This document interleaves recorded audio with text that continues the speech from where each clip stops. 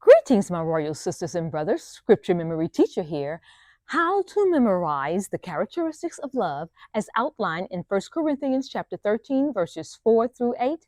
First, let me just assure you, nothing more than the love of God itself will help you to walk in love like memorizing these 15 characteristics. So here is my secret.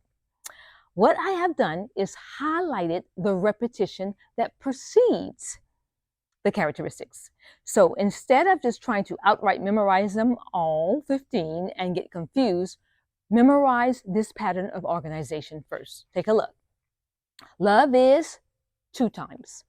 It does not 2 times. It is not 4 times.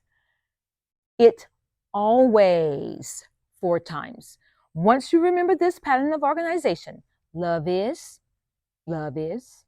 it does not, it does not, it is not, it is not, it is not, it is not, it always, always, always, always. Once you can say that with ease, I promise you it will be much easier to add the characteristics, okay?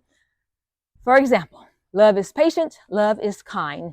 It does not envy, it does not boast. It is not proud, it is not rude, it is not self-seeking, it is not easily angered. Then there's an interlude. It keeps no records of wrong. Love does not delight in evil. It rejoices with the truth. It always, come back here, protects, always trusts, always hopes, always perseveres. I didn't put repetition up for the little interlude. It keeps no records of wrong. It always delights in evil, but rejoices with the truth, because it's pretty simple to memorize. What gets confusing is all the different characteristics. And truth be told, love is patient, love is kind. It does not envy, it does not boast.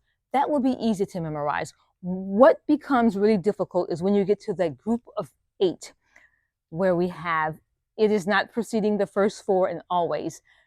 Those words really get jumbled up in our minds. So in addition to this pattern of organization, I use little mnemonics.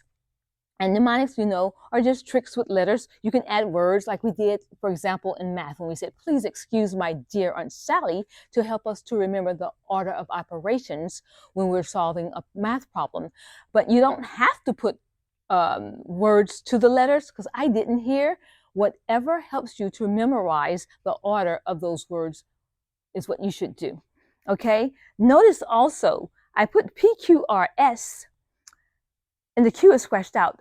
That helped me to memorize PRS, even though I scratched out the Q, because that's the natural order of the letters in the alphabet.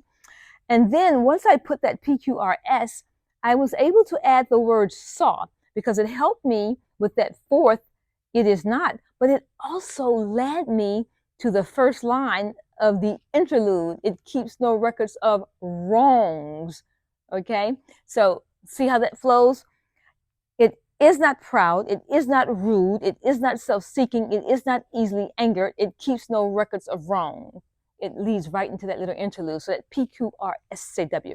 Remember, and then also here, I put the PTHP to remember. It always protects, always trusts, always hopes, always perseveres. So we have our pattern of organization. Then we also have our mnemonics to help with these 2 that really get us confused. Remember, you can personalize this according to your experiences, things that you can remember, or you can just use them just as I have. Whatever helps you to remember the order. There you have it. So now, remember to use this pattern of organization, print the PDF, and listen to your audio versions daily. Post questions and comments below, or visit me on my website at scripturememoryguaranteed.com. Go on, my royal sisters and brothers, sharpen your swords, and yes, get your hopes up.